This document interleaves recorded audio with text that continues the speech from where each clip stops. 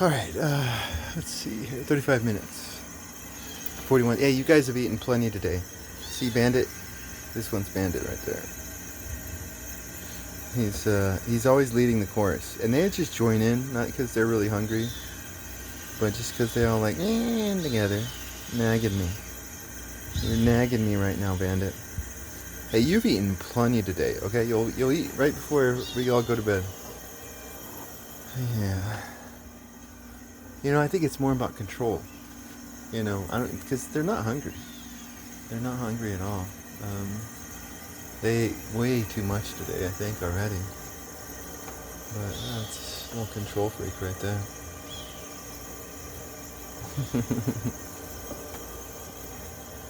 But, you know, I was talking about exhaustion earlier, and I just wanted to drink just because, I just love getting into a state of exhaustion. Sometimes I don't.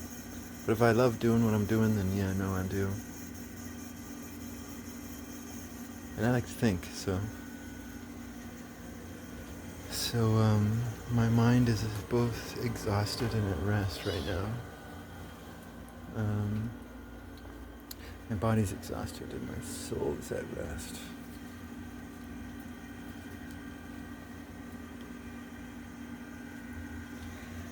Anyways, you know,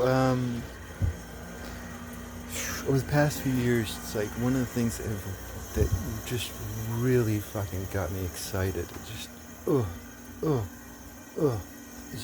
I'm like reading it and I'm just like, oh my god, this is just so fucking awesome. And I can't wait till I read more. It's on my list of things to do, below Jane Austen. But like, right next to it, definitely.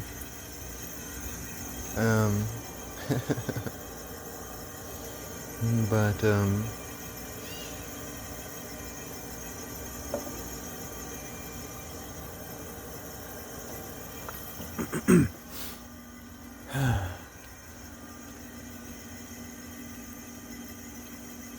it's Mesopotamian stories. Like, the first one I read was the Tales of Ninurta. Damn. And I'm reading the Tales of Ninurta and I'm just like, damn. And it's like, then you have the Descent of Inanna, right, where she has to, you know, confront Ereshkigal, and Ereshkigal just fucks her over, her own sister. You know, I've been there, like, shit. I'm just like reading these stories and I'm just like so fascinated. It's like my wife, she chose psychology for her major. And I just love talking psychology with her. Although I think I was a better psychologist than her. Because she listened to the textbooks and I didn't. I don't ever listen to textbooks unless I really want to. Sometimes I do.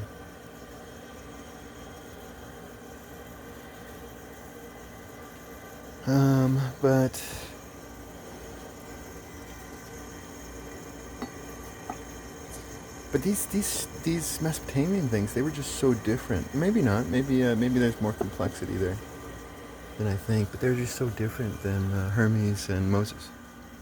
Hermes and Moses just is a degree or two beyond me, I think.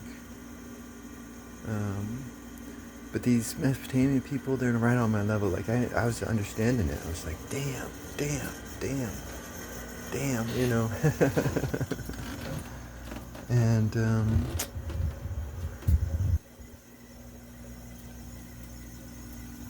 it was so fascinating to me because it was like just so different than what the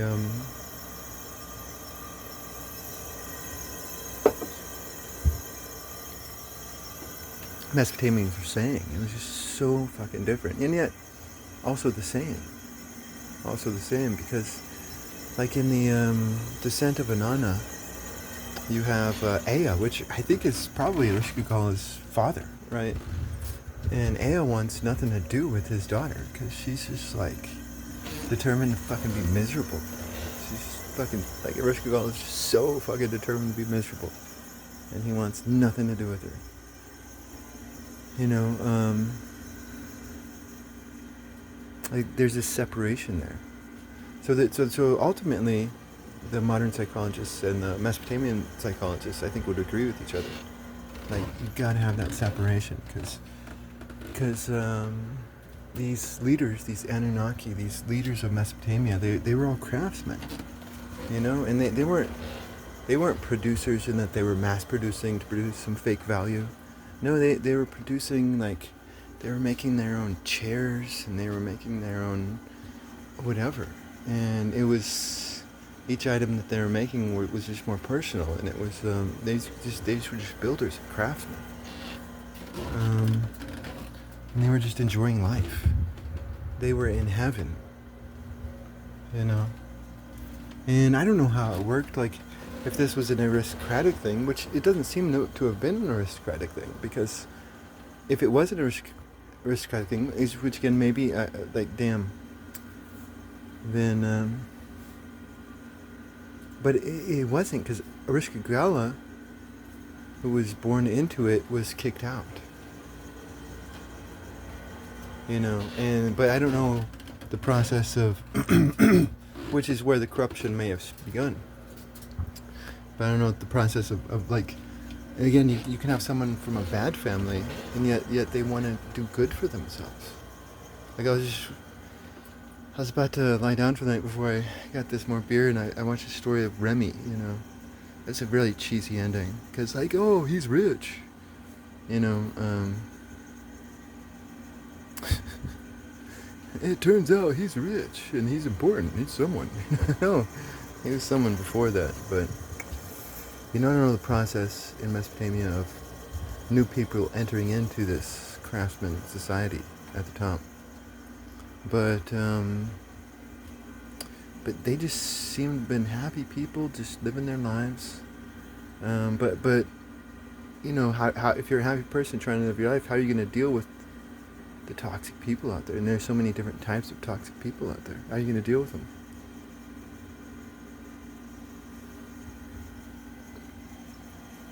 And it's like the answer that they came up with was, like, if you're around a narcissist, then, you know, if they sigh, then you sigh.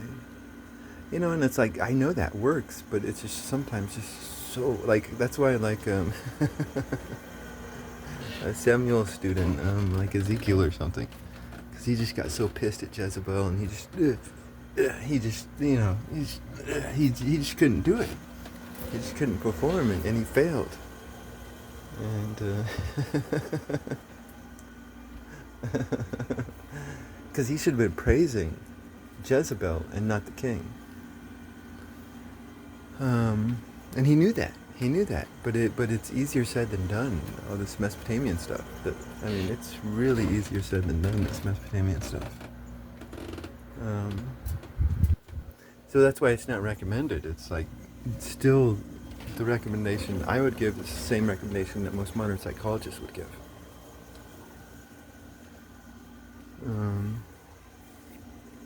These Mesopotamian gods were on another level.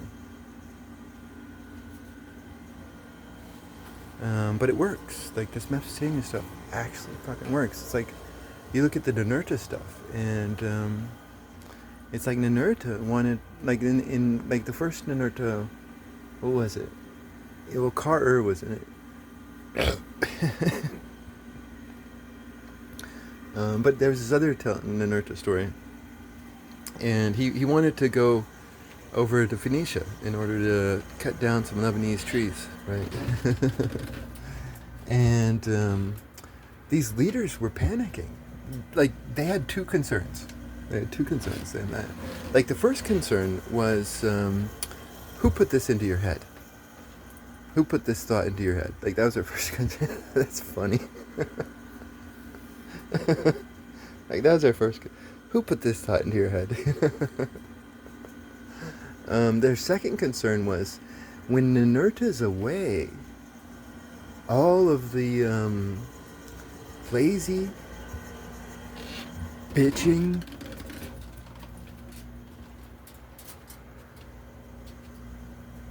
gangster motherfuckers in society might rise up against them, right? And I saw that, and I'm like, oh my god, this is like ancient population control shit. And I'm not talking about like eugenics. I'm talking about like population control, literally, to control the population.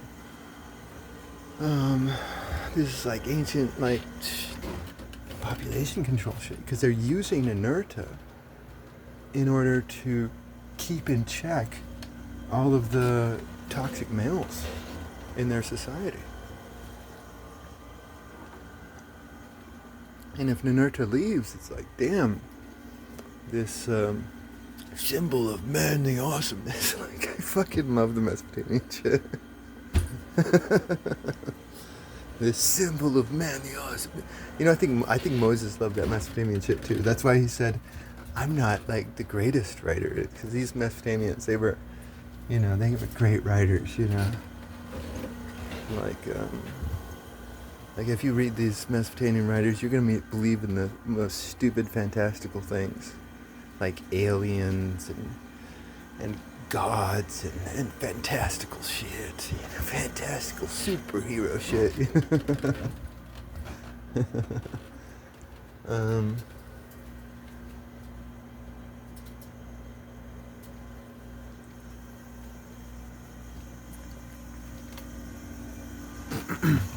But Ninurta was being used. It was being used.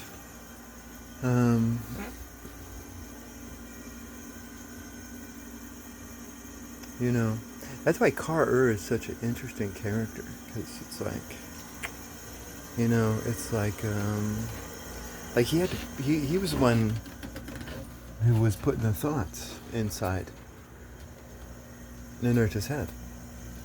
Like it was Kar-Ur in the story that I read with Kar-Ur, but there were other stories with Ninurta and Kar-Ur. I don't know if he's there. That's why I want to read more Mesopotamian stories. But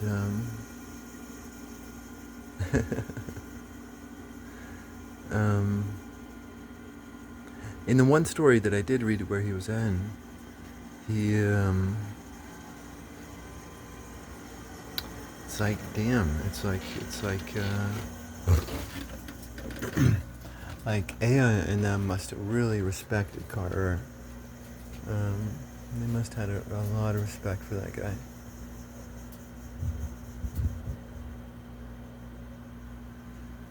You know, and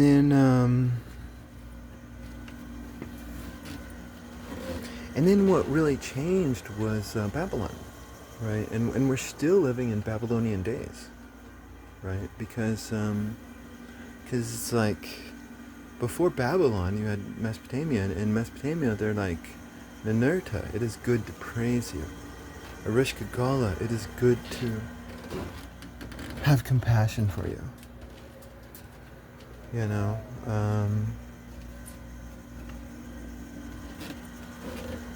but afterwards, it's like, the good guy is gonna get in the bad guy's face and say, hey, you're a fucking bad guy. You're a fucking bad guy. And you have all this condemnation. You know, and that's the world we live in now, definitely. It's just condemnation. We live in the Babylonian world. Condemnation.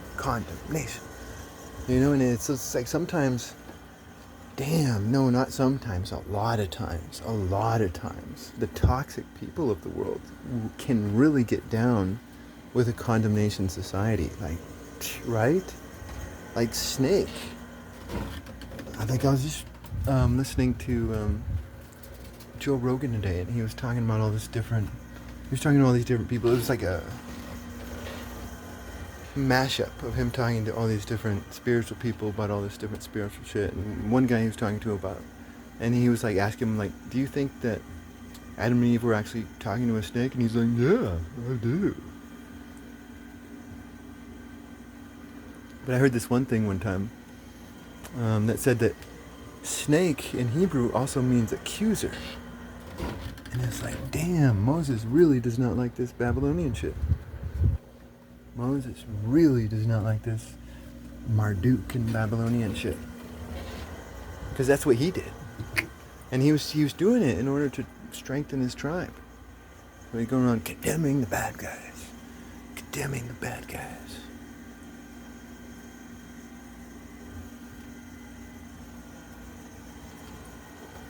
Damn, I'm gonna have to put this on the Moses list, huh?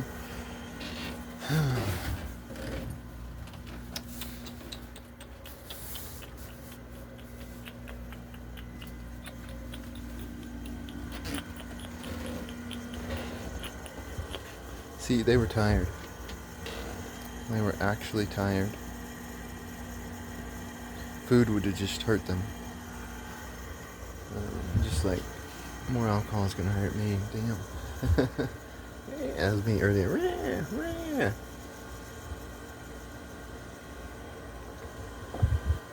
And then Teresa texts me. She's like, "Hey, I'm going to Fast Stop.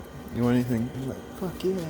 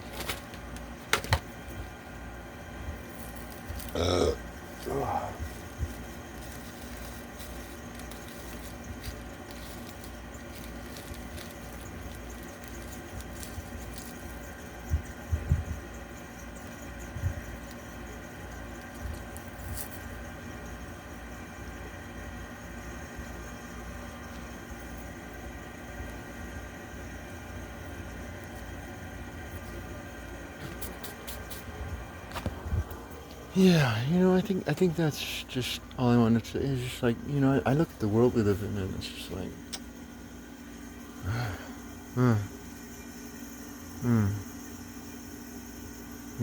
it's like, I really, really do not like all this condemnation shit. I do not. I'm against it. I'm against it. I'm against it. In every way possible. Like, I used to be for it, That's like, hey, the good guy is supposed to condemn the bad guy.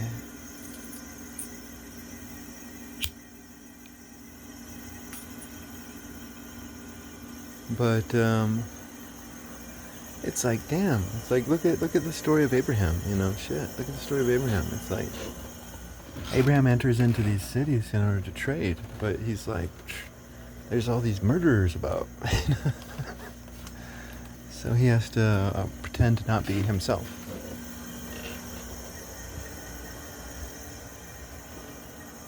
In order to avoid the murders.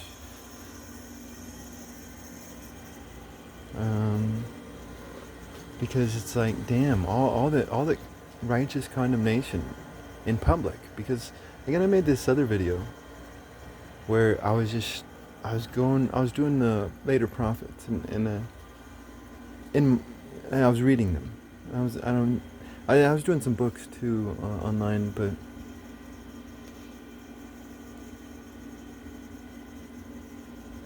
but I stated that I believe that in the Torah, the definition of righteousness, because you have to define the terms. It's a word game. What does all this shit mean? It's a word game. You have to define the terms. It's like, no, I think in the Torah, righteousness simply means action. It has nothing to do with words.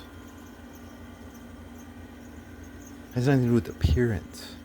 It has nothing to do with the vanity of other people praising you. Oh, yeah, you fucking Tiamat. Like, I wanted to say that to her for so long, and you finally said it. Good job.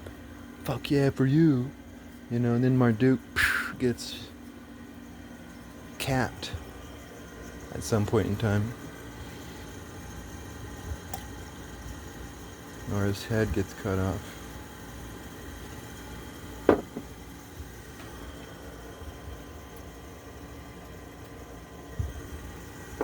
Mm. Mm.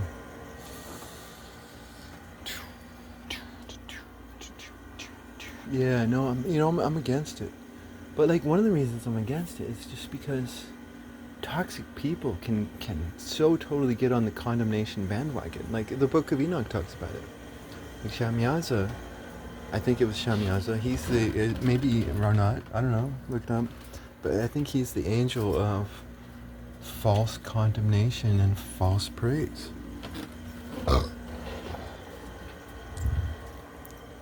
Um,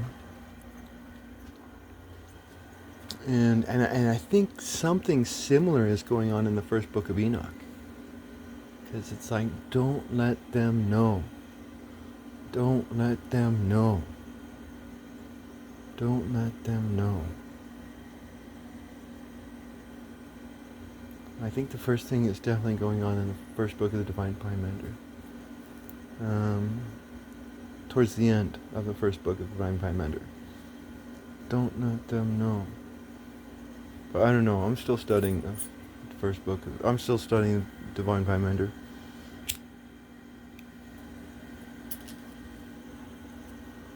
But I like for me, Hermes is more interesting than Moses because I think I understand Moses. Damn. But I don't. There's so much that I do not understand. I'm just trying to have a conversation. But with Hermes, it's just like he's just so foreign, and there's just so much. I don't know.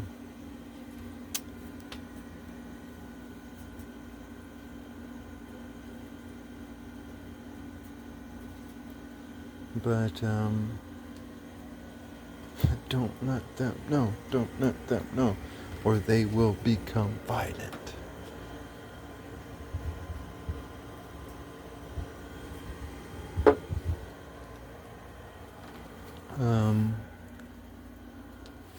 And that's what you do. That's what you do when you. That's definitely true. Because when you, I mean, it is. It is.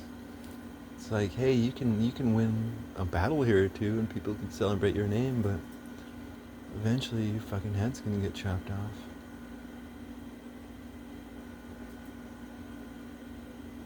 But Abraham, he never got his head chopped off. Because he never let you know. He'd test you, like a woman tests you. And if you fail a woman's test, then damn, she's gonna have no more respect for you.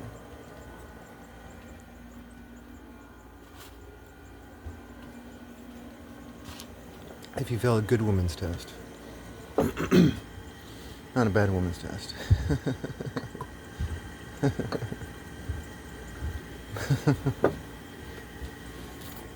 Well, I mean, I guess if you fail a bad woman's test, then she won't have respect for you either, but who cares? But you should care if you lose the respect of a good woman.